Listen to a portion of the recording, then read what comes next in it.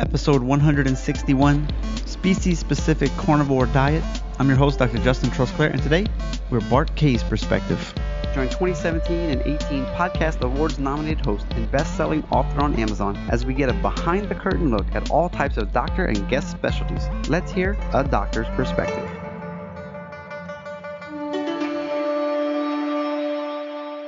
Thanks for joining me again. Today we have a wonderful interview that will make you stop and question the next thing that you eat.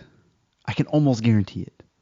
Before we go any further, I want to thank our sponsor for today, Himalaya Botanic. They are a toothpaste. I don't know if you ever tried to find a toothpaste that does not have SLS, fluoride-free, or no artificial colors and flavoring. But when you do, you're going to find out that they are pretty bland, and honestly, you're just like, I don't feel fresh. But with Himalaya Botanic, that is not the case. They don't compromise on flavor or performance. And their tagline is bursting with foam and flavor. And it's true.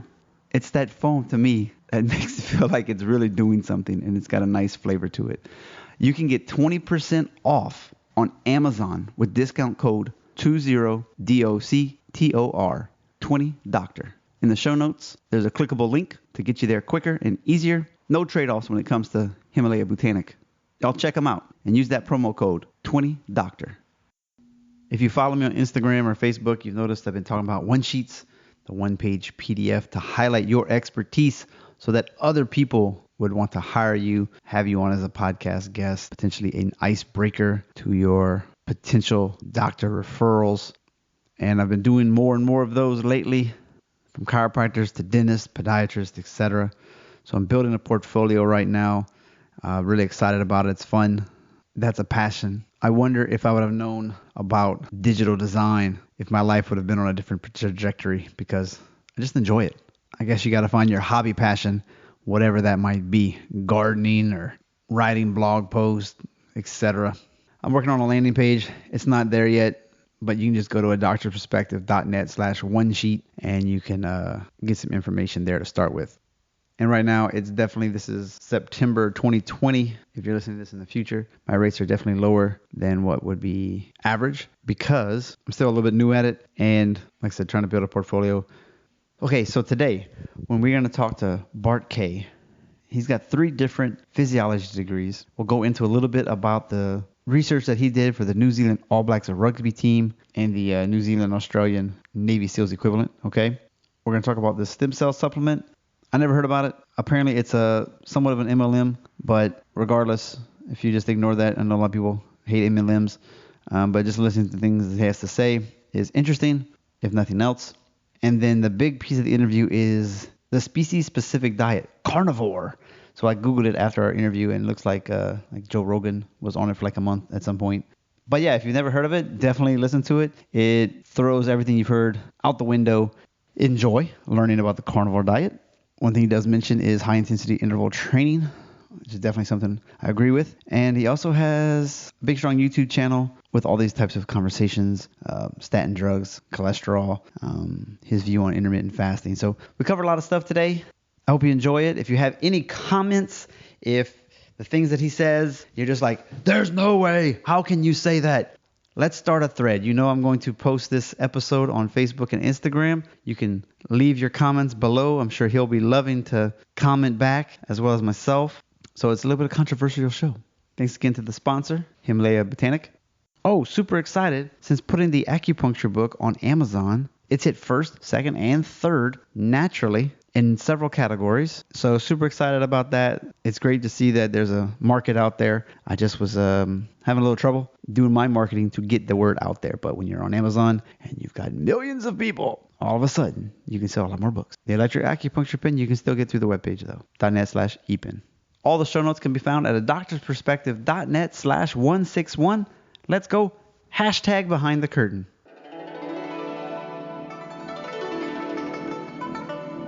Live from Germany and New Zealand, I want to welcome to you the show.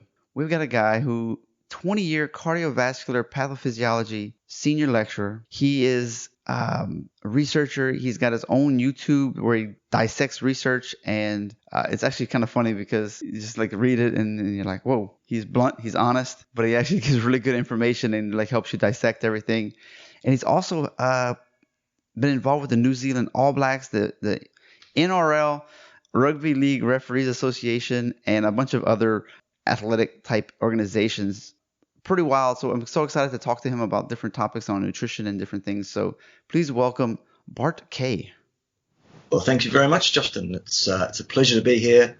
Thank you very much for the invite. I appreciate it very much, and I shall do my best.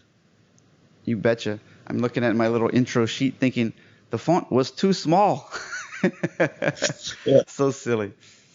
All right. So there's so much to talk about with you. We got everything from stats to research and anatomy of the heart, stem cells, nutrition, and then the YouTube. So where should we begin? What's your passion right now, or like what's the backstory that we should bring us up to date with? What do you think?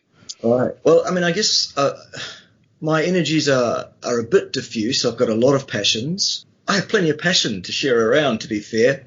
My big passions are disinformation, being espoused by ideologically driven pseudoscientists, charlatans, and crackpots variously. So one of my big strings, I guess, on my channel is putting up videos where I'm debunking such people who want to say things that are just ridiculous and nonsensical. Behind that, I have a real passion for helping people, supporting people to get to their best possible state of health, their best possible quality of life, their best possible longevity by means of encouraging people to adopt a species-appropriate diet, which we can get to a bit later, Justin, if you like. And my third passion is in promoting various activities, including a particular supplement that I'm involved in marketing, which is an adult stem cell encouraging supplement. And we can explain about adult stem cells and what they do a bit later. So they're my three main energies. And my fourth energy is in fighting and raging against the YouTube machine in their diabolical censorship and control over what people are allowed to see and hear, and they are the thought police. So fighting that good fight as well. So there you go. That's me in a nutshell. Oh, Justin, what to ask first?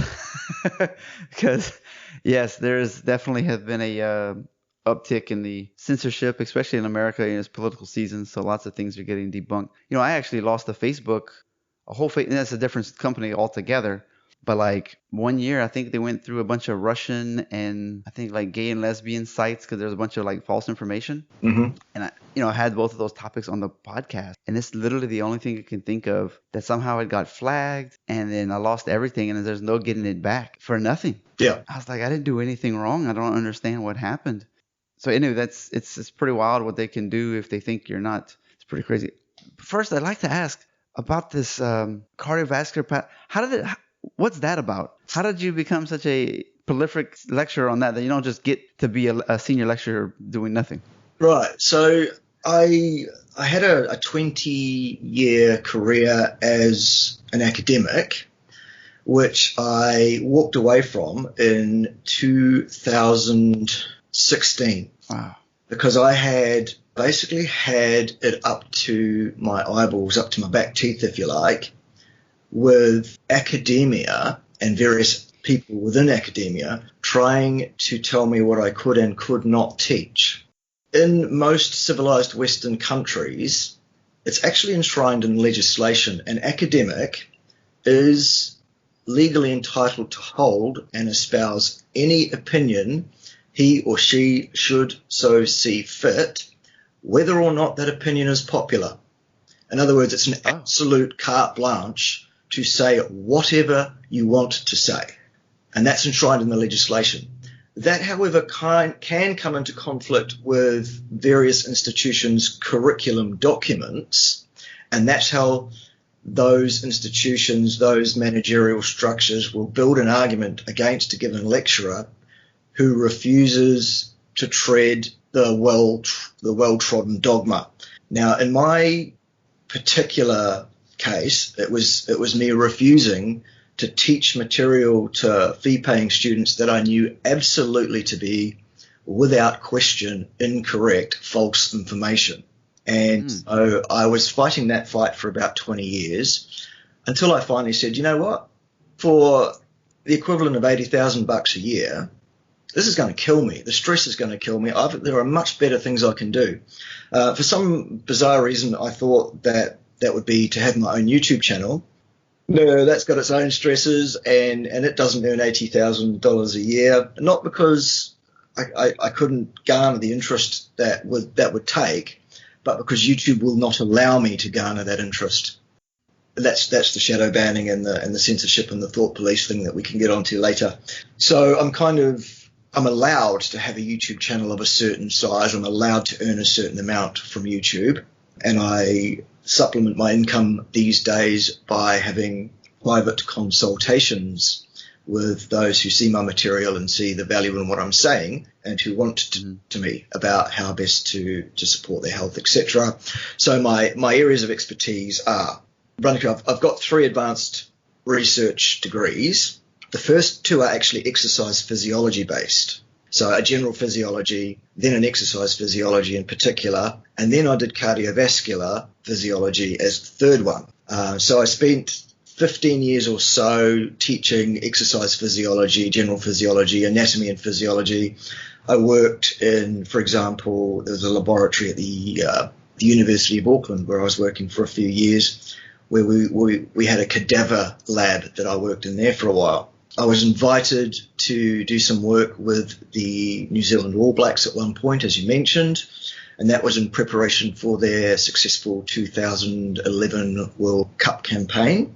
I've also done some work with the NRL referees on their fitness and preparation, as you mentioned. And also I've done some classified work with both the New Zealand and Australian Defence Forces on what's the equivalent of their Navy SEAL teams. And for those that don't know, the New Zealand SAS, the SEAL team, is feared worldwide even by other military organisations. You do not mess with those guys.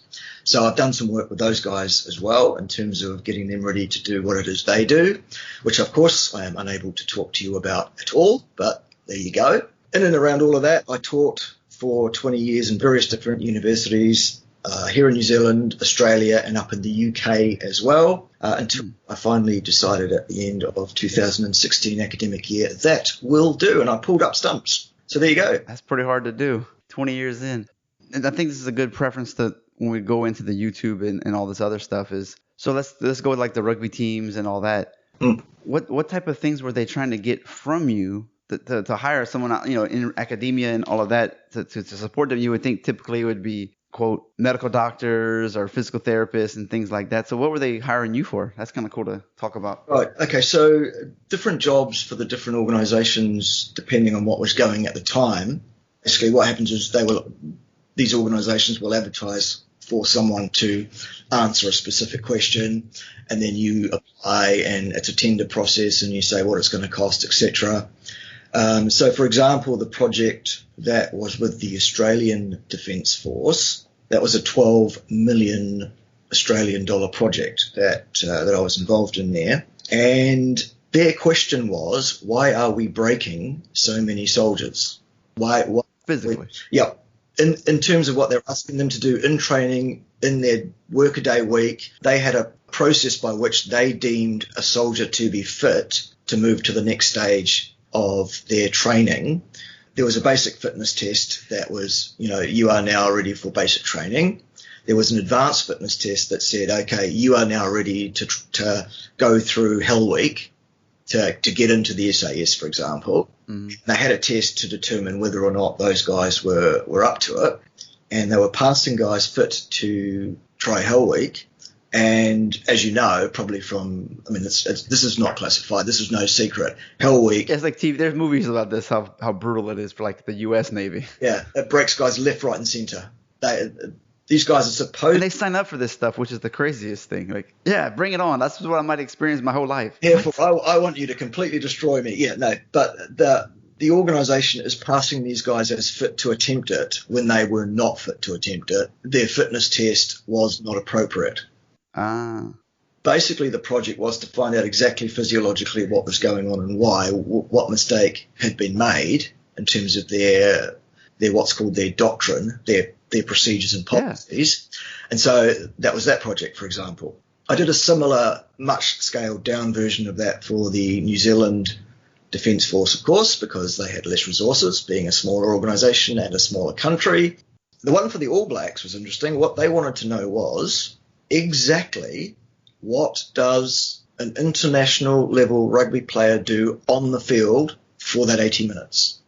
So what I had to do was go through, we had to set up specific cameras to follow specific players. In other words, every single player separately, and then we had to sift through hours and hours and hours of footage to determine exactly what the activity patterns were for individual players, and thus determine how we should physically prepare those players for that World Cup campaign.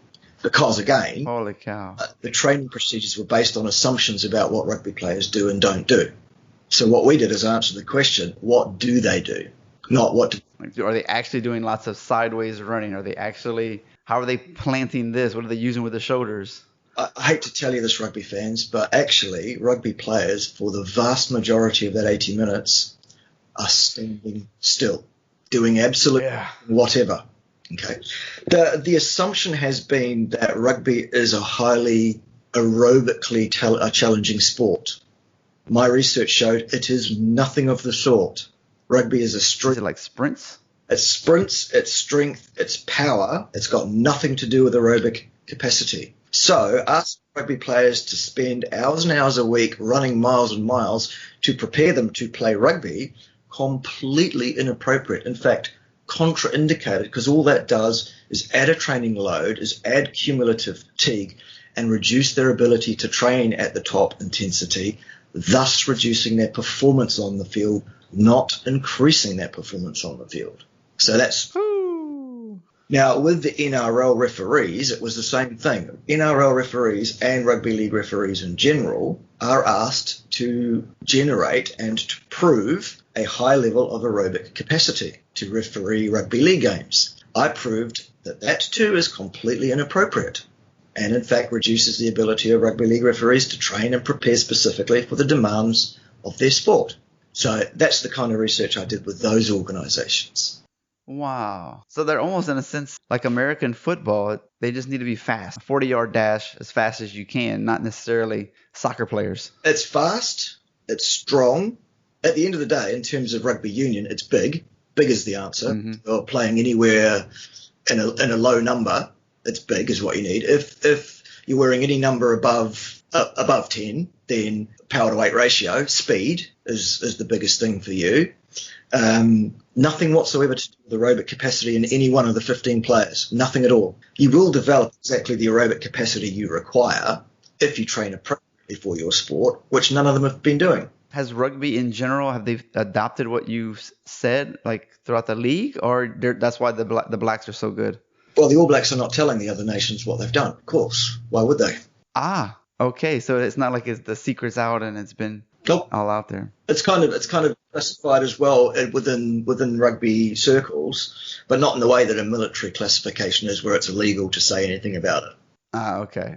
They will give you a here is what you can say, here is what you cannot say sort of statement. But obviously the understanding is that I'm not supposed to say exactly how rugby players should train. But I'm allowed to say they should train high intensity repeat burst, nothing to do with aerobic capacity. They should train specifically for their sport. Of course, if people want to know exactly how rugby players do move, they would need to see that research, which the New Zealand Rugby Union is not making available to anybody, of course. I can imagine. Well, that's a good advantage.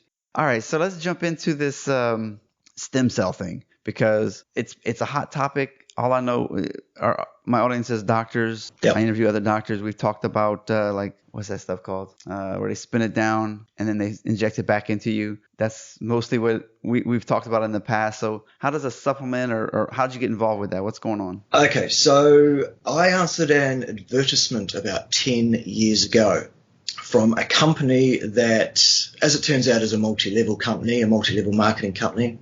Whatever, that's their decision on their marketing plan. They had developed a product which given that most of your listeners are physicians, I think I'm pretty safe to use the parlance of same. So let's be very clear.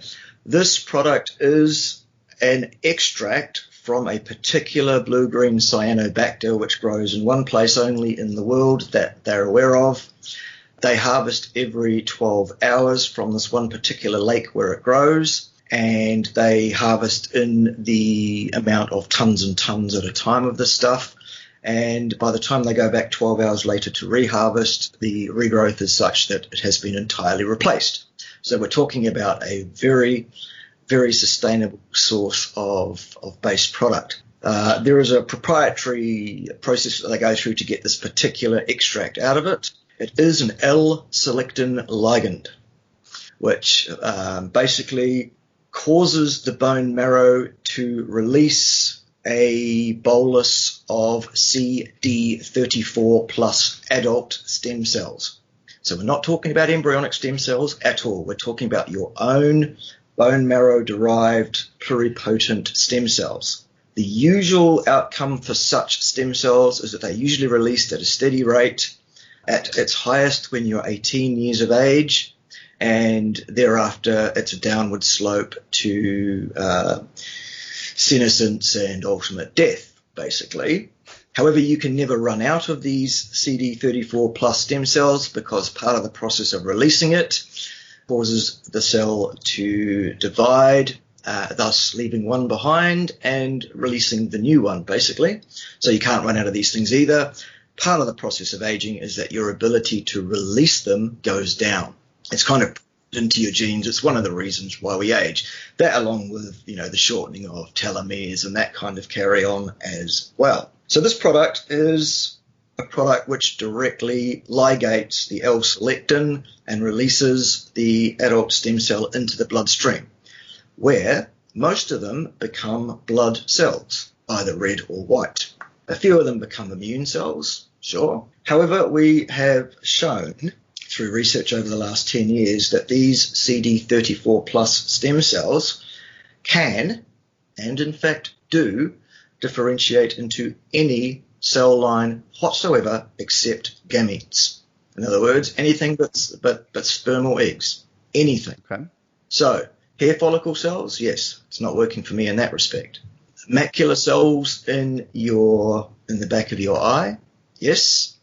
I answered this advertisement from this company. They were looking for a trainer to basically scoot around New Zealand and Australia on a 2-week tour rotation and drop into all the major cities and run training sessions for the distributors in that city about this product, how to market it, what to say, what not to say, because the FDA has some pretty stern rules about supplementation, what you can claim, what you can't claim, etc.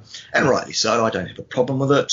They can also, for example, replace damaged cardiac tissue post-MI, for example. So if it's an issue in your body, it'll figure out where to go. Like, you can't, quote, direct it to one thing. Like, your knees bust up. Right, and that's why the FDA won't allow us to say this product is good to heal your busted knee. This product is good to heal your heart post-MI. This product will repair your vision. We cannot say that because the body decides what to do with the CD34 plus stem cells. What this product does is it does exactly what it says on the bottle. It causes the release of the stem cells, and then it's your body that decides what to do with them. It turns out the newly differentiated tissue created by CD34 plus stem cells, they have full-length telomeres. Hello. Oh, there you go. Hello. We talked about that in the podcast at one point. It's the shortening of the telomeres over lifetime where that's how you start to age and things like that. This product is associated with renewal and repair of damaged, aged tissues, and the replacement tissue is, to all intents and purposes, 18 years of age. Goodness. So I guess that's the hard part with stem cells when you have it like this is you end up getting it, say, for your busted knee or your eyes, but your body might be like, I don't need it there. It might be a repair issue that you don't know anything about. Yeah. Is that to say that, like, if you're pre-diabetic, maybe it helps rejuvenate the pancreas potentially, or it's hard to say that? Again, we can say there is a potential for that. You need to do an N=1 observation on yourself. You need to take the product for at least 6 to 12 months because it takes quite a while for this process to occur. It's a daily, once or twice by the day consumption of a couple of oral capsules, basically, and that's basically the intervention. Again, we can say we can absolutely show with clinical evidence that this product releases stem cells, but they're not directed by this product. Your body decides what to do with them, and if your body deems that producing some pancreatic cells is a priority, then that's what it will do. So when you say algae, you're talking about algae?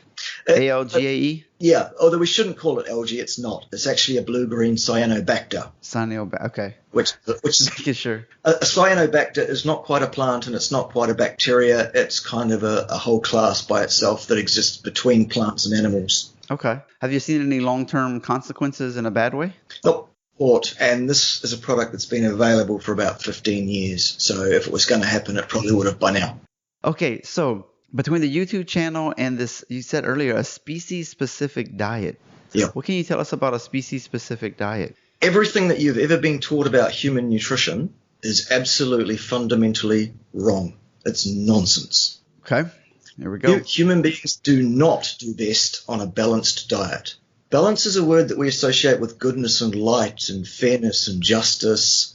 Balance is the worst possible thing you can do nutritionally because you are a specific species. You are evolved to fill a specific ecological niche, and that is obligate hyper carnivore. We are not designed to eat plant material of any kind. It is actually contraindicated to eat plant material. It is the worst thing you can do for your health. Basically, your genetic gift, your biological design by way of natural selection process over at least 3 million years has led to our current speciation, Homo sapiens sapiens, and we have existed on the earth for, give or take, 350,000 years. During the entirety of that time, except for the last couple of hundred or so, as shown absolutely by nitrogen-15 isotope testing from the collagen of skeletal remains of human beings throughout that period, we have consumed almost entirely meat and fat from animals and not plant material at all. We took various plants for medicinal purpose throughout our 350,000 year history as an exception, not as a rule. It is only the Industrial Revolution, the Agrarian Revolution, that has led us to believe that we should be eating plants, basing our diet on plants, all that kind of stuff. And now that's been reinforced in the last, most specifically 80 to 100 years, most aggressively by those with a financial vested interest in pushing that barrow. What I challenge people to do, Justin, is to just go and have a look at public health statistics in any westernized nation you like over the last 100 years and tell me that we've got more healthy, that we've got less obese, that we are experiencing less heart disease, that we're experiencing less diabetes, that we're experiencing less medical problems of all sorts, and I will eat my hat, because the exact opposite is true, isn't it? I was going to say, because a lot of people would say that it's based because we went to so much processed food with all these ingredients that we can't even pronounce, so much freaking sugar that our bodies can't even handle it. Absolutely part of the problem. But when you say it's about the sugar, that again, that is a mistake, because what you'll see people doing is saying avoid sugar, but instead base your diet on lots of healthy whole grains, won't you? And the reason I'll say that is because whole grains release sugar into the bloodstream much less rapidly. So there are 2 points there to get our heads around. Number one, apart from fructose from fruit, all carbohydrates break down in the blood to exactly the same thing. Right. And glucose is what happens. Okay. So what you're saying when you say don't eat sugar, instead eat whole grains, is you're saying don't eat sugar, instead eat sugar. But isn't there a difference? Well, that's where I'm getting to. They'll say there's a difference. The whole grain breaks down more slowly. and they'll cite the GI scale as their evidence for that. Now, one of the things that I taught over the last 20 years or so as I was going through my career academically was statistics. Lies and statistics. Yes. Okay. So I've analysed the data very, very carefully that has been produced by the people who produced the GI scale, who, by the way, are people who were funded by people who have a lot of money invested in and make their living out of selling people lots and lots of healthy whole grains, by the way. Interesting, isn't it? What they have done is they've produced this research which is completely underpowered statistically. In other words, not enough individuals for it to be powerful. They've controlled it very, very poorly. There are a number of confounding variables at play. And what you find out is the signal to noise ratio in that research is such that the research itself is useless. Now, to put that into layman's terms, what that means is this. The variability between two individuals, let's say myself and yourself, Justin, if we gave myself and yourself the exact same bolus of the exact same food and we tested our blood glucose responses respectively for the next few hours afterwards, your response would be completely different from mine for every single different food that we possibly could test. Right. Go up. In some cases, I'd go down. In some cases, you'd go down, I'd go up. The noise around the average signal is massive. Okay, so to generalize to the public on the basis of a completely underpowered study with too few individuals with huge noise, not appropriate. Secondly, if we test you today for a bolus of any given food, and then we test you again in 2 days' time, and then we test you again in 4 days' time, 6 days' time, whatever, same time of the day, same everything, control everything, but just give you 2 days rest in between and just test you again and again and again on the same food, the same amount of noise occurs around the signal. So you're not reliable within yourself. So what are we left with? We're left with all carbohydrates except fructose break down directly to glucose, and there's no way that we can justify a statement that grains release sugar more slowly than does table sugar. We cannot say that. There is no science behind that. There's only an ideologically, financially driven, vested interest driven idea that that is so, which has now become entrenched dogma. Unfortunately, it does not stand even the most cursory scientific refutation, as I've just provided. There it is. Go and check the stats for yourself if you don't believe me. In fact, there's a video about it on my channel, so you can go and look at that too. Exactly. That's what stuff he talks about.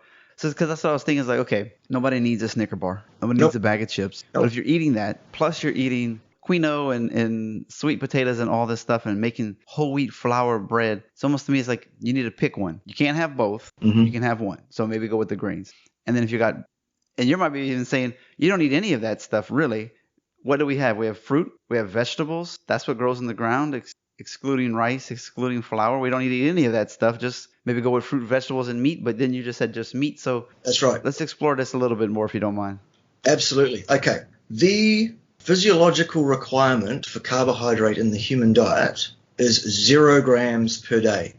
Not 1 gram ever. Right, because you can just use fat. Keto diets and things like that. Correct. And gluconeogenesis will provide you with the exact amount of sugar that you require. Gluconeogenesis is a demand-driven process, not a supply-driven process. If you need sugar in your blood, which you do for life, then your body will produce that sugar from gluconeogenic precursors. So we've got some gluconeogenic amino acids that you'll get from meat. You've got glycerol backbones. When you break down triglycerides, you can use the glycerol as a gluconeogenic precursor. And your other option is monocarboxylates. In other words, lactate, for example, would be an example of a gluconeogenic precursor. So you are completely capable of managing your own blood sugar level if you eat a species-appropriate diet, which consists of meat and animal fat. So I hear people say, oh, but fiber though, you need fiber, to which the answer is the same. No, you don't. Not 1 gram of fiber ever is required for good health in human beings. Not 1 gram at all. People should look into a video on YouTube done by an Australian doctor, which we won't hold against him, by the name of Dr. Paul Mason, who has outlined the research evidence in support of fiber in the diet? Spoiler, there is none. Not a single study has been done of an experimental control powered and tenured nature in a metabolic lab situation that establishes the need for fiber. There is also no evidence whatsoever that a lack of fiber is associated with any form of dysfunction, including constipation, and certainly not cancer of any kind. That is absolute nonsense. There is one existing clinical trial in fiber, and one only. That was a study on about 80 individuals who were locked in a metabolic ward. All of them were constipated at the outset of the study. That was a selection criteria. And they split the cohort into various sub-cohorts, which they randomized to be otherwise as identical to one another as possible. Not perfect, I know, but pretty good. And they removed an amount of fiber from those people's diets, a percentage amount, which varied depending on which group you were in. They got a dose response which was absolutely linear and clear.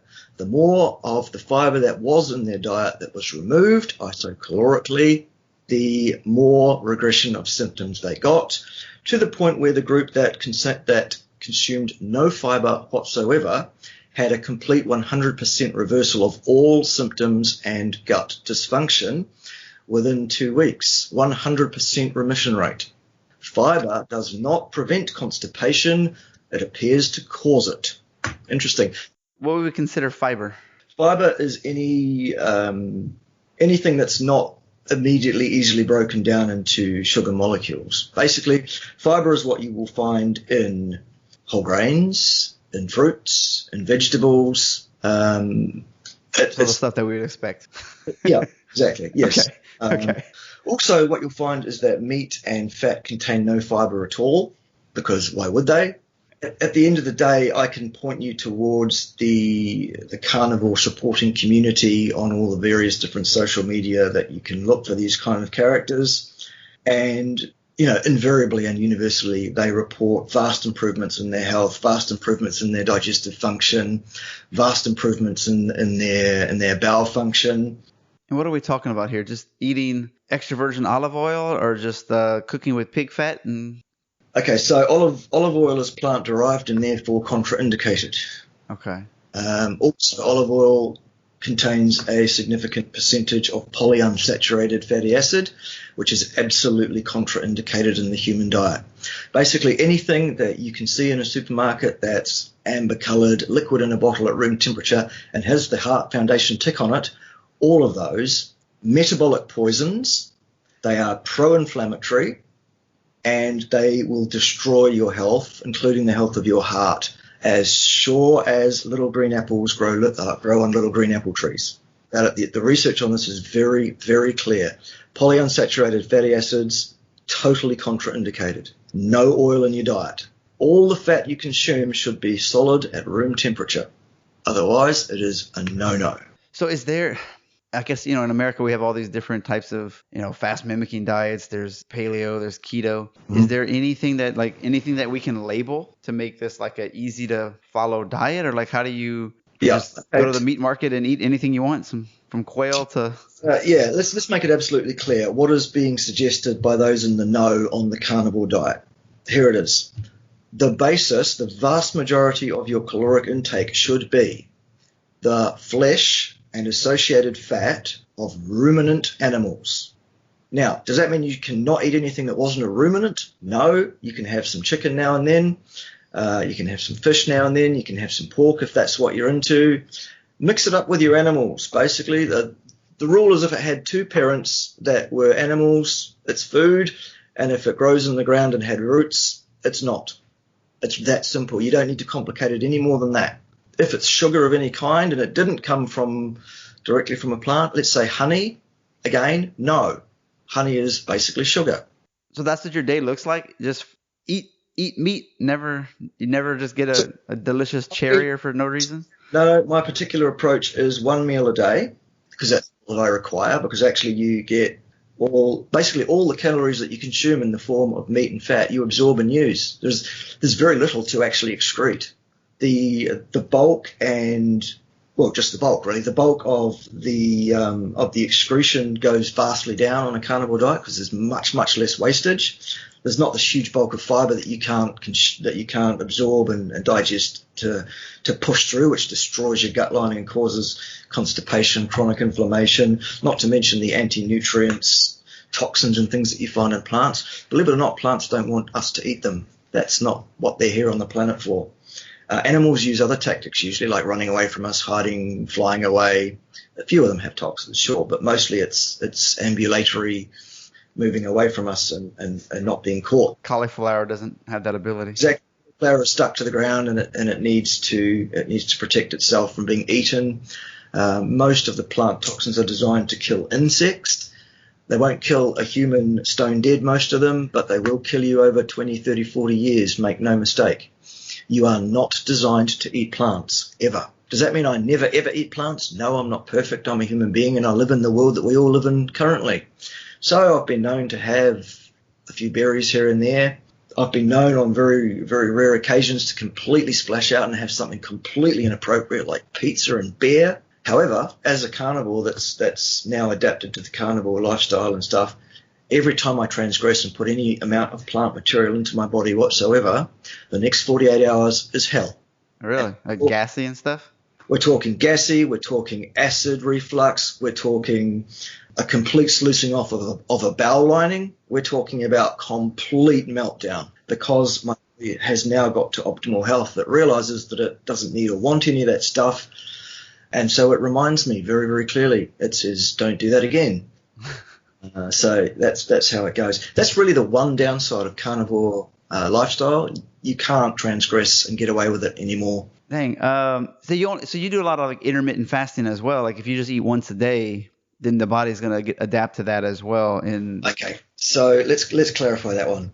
Fasting for any amount of a 24-hour period is not fasting. That's just not eating. Okay. Fasting starts at 3 days, 72 hours, no food intake. That's where a fast starts because that's when autophagy kicks in. That's when mTOR kicks in. That's when useful stuff starts happening. So to me, a training fast is 3 days, and that's just to get you used to not eating constantly, 2, 3, 4, 5 times a day. And an actual useful fast is a week-long event. That's fasting. Just not eating for the vast majority of any one given 24-hour period is just not eating. That's not a fast. So what is your opinion on the people that are subscribing to like the 12 to 16 hours where you don't eat and then you just eat within that 4 or 5 hour window? What's your thoughts on that? There is some use in that in terms of controlling an out of control blood glucose situation. However, that's a means by which to deal with a symptom rather than dealing with the problem in the first place. In other words, it follows the allopathic methodology, which is never mind fixing the problem, let's just sort out the symptoms, which therefore is a bit silly. What you need to do is sort out what the problem is. Now, if you have a situation where your blood control is out of whack, and I'm talking about type 2 here, I'm not talking about type 1, okay? The problem is your intake of carbohydrates. The solution is stop doing that. You are going to eat meat and fat. Right. Not designed to eat sugar. Further to that, do lots of high-intensity repeat burst type activity to like a session of 5 or 6 sprints to failure over a less than 10-second period, once a day or once every other day. That will increase your insulin sensitivity back to where it should be. That'll sort your blood sugar issue out. So there's the answer to that one. Okay. The answer is not metformin. The answer is these allopathic interventions. That's ridiculous. That will not solve the problem. That will mask the symptom. What are your thoughts on what was that book, Eat Right for Your Blood Type, where each blood type has a tendency to desire more vegetables or more fruit or more meat based on that type of theory? Have you looked into that at all? Yep, I don't buy it. No, I don't buy it. No. Okay. So is this why your YouTube channel is like denies you because it's kind of contrary to what most people would? Correct. So I'm not pushing the currently accepted narrative. I'm not pushing the currently accepted dogma, which is avoid saturated fat, avoid meat. I mean, this is so crazy. This to me is like flat Earth. These flat Earth that they're like, oh yeah, the Earth's flat. You're like, oh, okay, guys, maybe not. To just eat meat, I never even would have thought that. Like because of the cholesterol. But I guess these keto people, that's what they like to do too. They eat lots of meat, but you said plant fats, which might be the reason why some people don't do well to it. As a former senior lecturer in cardiovascular pathophysiology, listen very carefully. Cholesterol does not cause atherosclerosis or heart disease or a health problem of any kind. That is absolute nonsense. It's the sugar stuff, right?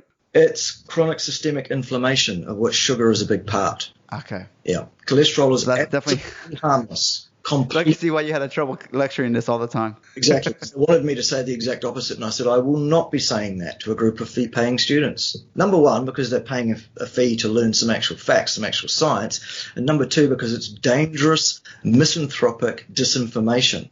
If you tell people to avoid cholesterol and lower their cholesterol, that will lead to directly cause and effect to reduced health status, reduced longevity, reduced everything. And if you then also say the best way to reduce your cholesterol is to take this wonderful statin drug, then what you're actually doing is telling people to take a dangerous contraindicated metabolic poison that will not add 1 day to their life expectancy. In fact, it's likely, if anything, to reduce it. And he goes on for about an hour and one of your videos, I saw a couple clips of it with somebody on an interview. So if you look on his page on YouTube, you'll be able to find that. A whole playlist on cholesterol. It's about 35 videos. So there's many. A bunch. Okay. I really dissect this science very, very fully, very clearly. You owe it to yourself to go and find out. And if you are a physician, I know that you are mandated to behave in a certain paint-by-numbers way. If the patient they don't really have an blood option. cholesterol level over X, Y, and Z, then you are required to write a prescription for statins, and you are required to lean on that patient very hard and tell them to take statins. Let me promise you something. You are likely to be killing that person by doing that. It is a dangerous, contraindicated metabolic poison with no scientific indications whatsoever. It is dangerous, misanthropic. It is against your Hippocratic oath to prescribe that drug. And more of you need to stand up and write letters to your boards of control and say, this has to stop. There you go. So what should we do? I guess 2 comments. Because if you could just say carnivore diet, then I'll say, okay, well, how long should you try it to see how you feel with it? And then the part I'm curious about is, it's one of the most common issues people have, some kind of heart problem, high blood pressure, high cholesterol. What are some of the things that we can do based on, your expertise out there? Yep. To get a better cholesterol is not a problem. Okay, so we're not worried about the cholesterol. When you go on a carnivore diet, your total cholesterol will go up. Your LDL cholesterol will go up, and that is absolutely indicated and healthful. That is not a health problem of any kind. So let's get that. LPAs and all that other stuff matters too, or it's okay? Say that again. Sorry. Like the LPA levels, and that's kind of. Let's cover this. Let's cover this logically. Every single lipoprotein that exists in your body exists because there's a length of DNA that encodes for its production. Such DNA having survived 3,800 million years of selection process. It's there for a reason. All of the lipoproteins exist for a reason. They have a job to do. The best thing you can do is let your body get on with it in terms of how it's going to produce various different proteins. The second thing that you need to do is the thing that you actually should be doing intervention-wise, and that is eat a species-appropriate diet. The nitrogen-15 isotope testing tells us what that is. It's meat and associated animal fat. That is what you should eat. You should engage in repeat burst-type high-intensity exercise 3 or 4 times a week for about an hour at a time, where the hour is the length of the entire session. The actual training will be 4 to 5 repetitions of sprint at high intensity or do resistance training at high intensity to failure over less than 10 seconds. That's what you're designed to do. You're designed to hunt in packs and chase down animals. You're not designed for aerobic activity. You're not designed for any of that stuff. It's nonsense.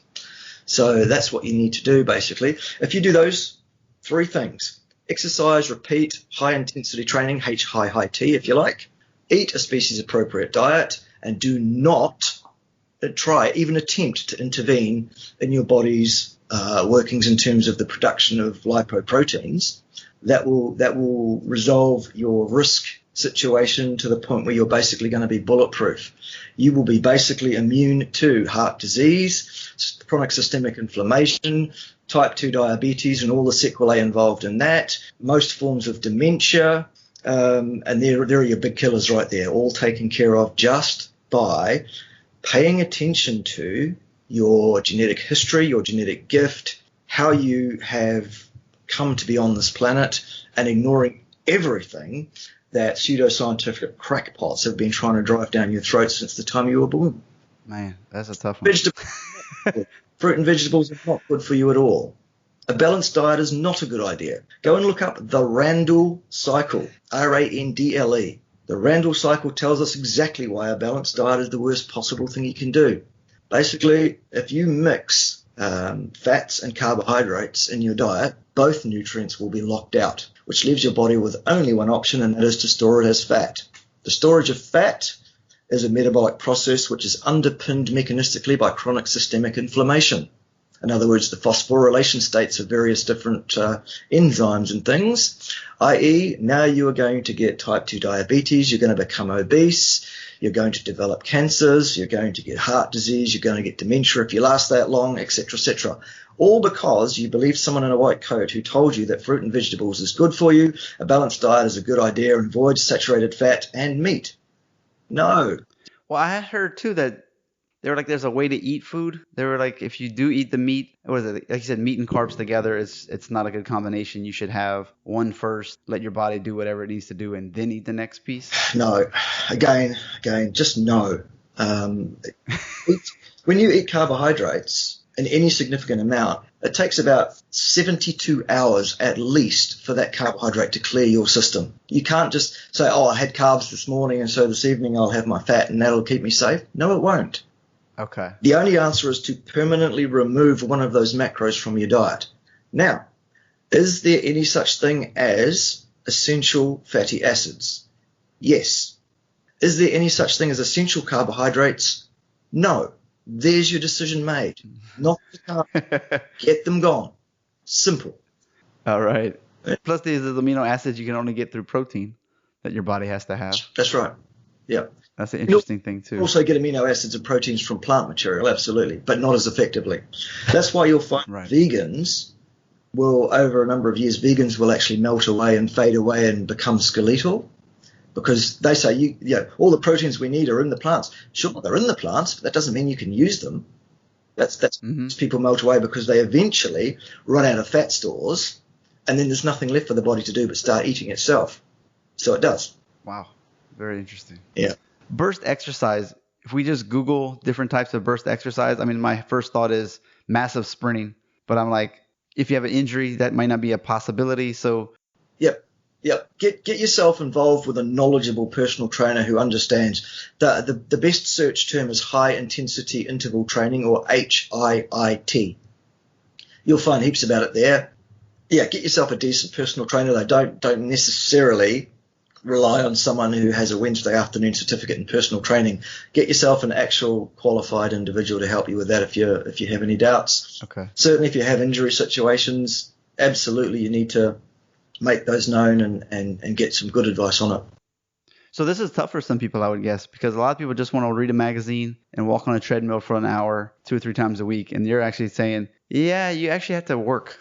You need that heart rate to be really stressed. Yep. And feel it like at the end, like you said, 2 failure means I cannot go anymore right now. Correct. Like that's the next level. If you're talking about sprinting, that means run as fast as you can so that you could not run one single meter further in a 10-second period. If it's talking about weights, what I really mean there is probably a 3 to 5 set maximum sort of weight, so that you could bang out 4 or 5 reps, but as soon as you try that 6th, that's when you lock out. You cannot lift it. Oh, I like that. I hate running. Running is absolutely like distance jogging, distance running, marathoning, 5K running. Not a fan, huh? Absolutely contraindicated for human health. The worst thing you can do for your health. Very interesting. So like your YouTube channel, we'll wrap up here. So the YouTube channel definitely covers a bunch of this type of stuff. It goes on about that. And I see you put out new videos all the time. So you're doing a lot of work on that. That's for sure. Yep. Despite the YouTube not wanting me to succeed at all. So please do go and support me. Do go and sub to my channel. hit the like button, make some comments underneath, share some of my links of my videos on your social media so your friends can see it. Do be aware that I tend to use 1 or 2 very short words in my videos. I'm very passionate. I make no apology for it. I do it for clicks. It's about having some shock value. So I do use very, very short words quite often, just so you know. Yeah, no worries there. Thanks for keeping those off our show. We try to keep it Of course. so I don't have to edit it out. Once you get that label on Apple, it's over. Cool. Well, how can people reach you and find all your information? So my YouTube channel is the best place to go first. It's called Bart Kay Nutrition Science Watchdog, as you can probably see up on the top of the screen there at the moment. I have a Facebook page by the same name. You can find me on Twitter as Bart_K_NZ, I think it is. But look, here's the take home on finding me. If you punch my name, Bart, B-A-R-T, K, K-A-Y, into any search engine you like, you will find me. The first 10, 15 entries that come up will be me. I cannot not be found. So it's a unique name, right? It is, and it's, I have a profile, so I'm well known to the search engines as to who I am. So that's probably the easiest thing to do if you can't remember anything else. All right, that's great. That means you have been doing some good publishing and SEO if you can just pop out like that. So you're doing something right there. Yep.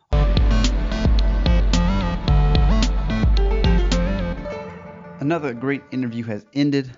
While you're on your phone, click that review button. Write up a nice review for me. 5 stars if you could. As everyone says in the industry, it'll help other people to find us when we have enough rankings. Not to mention, I'll mention you and your review on an upcoming episode. If you follow me at all on Instagram, you know you only get one link. So I use a Linktree. And so it's a doctorsperspective.net/links with an S. And that's going to give you everything you need to know. The top episodes of 2017 and 2018, the podiatry series, dentist, acupuncture series, holiday 2017, financial series, how to write a review, how to support the show like buying a cup of coffee, getting swag like t-shirts, the Today's Choices Tomorrow's Health book, that's the blueprints for better health, exercise, picking food correctly, and financial. And then of course, bundle packs, which can get you the no needle acupuncture book for 40 common conditions, including the electric acupuncture pin at a great deal. The resources page has some of the products that I like. It's affiliate style, so if you buy something from them, I get a piece of that. Just like on the show notes pages, if you buy a book from clicking that link, I get a small piece of that as well. So I really appreciate that. Things like Screencast-O-Matic, Pure VPN, Missing Letter, JLab speakers, Prolone, Edge, or Hawk grips. Once again, if you do need any coaching on how to improve some of your blood work, drop weight, and the Prolone diet, fast mimicking diet 5-day plan, let me know. As well as if you just need some coaching, whether it's health, whether it's marketing, whether you need some practice growth, etc. Reach out. Facebook, Justin Trosclair, MCC. Of course, out of doctorsperspective.net on the top right, you got all the social media icons that you can imagine. Click your favorite and reach out. Thank you so much for tuning in. Please tell a friend, pass it along. You can go to .net/listen. It's just that easy. It'll open up right in your app. And don't forget, I appreciate you. Listen, critically think, and integrate. See you on the mini-sodes on Thursdays and Saturdays. Hope you're enjoying those. I'm definitely having fun summarizing these podcasts in less than 10 minutes for you. You get the nuggets without having to waste your time. Have a great week. A doctor's perspective. Learn stories of success. Avoid struggles they've met. Doctors of all kinds come together to help you shine. So sit down.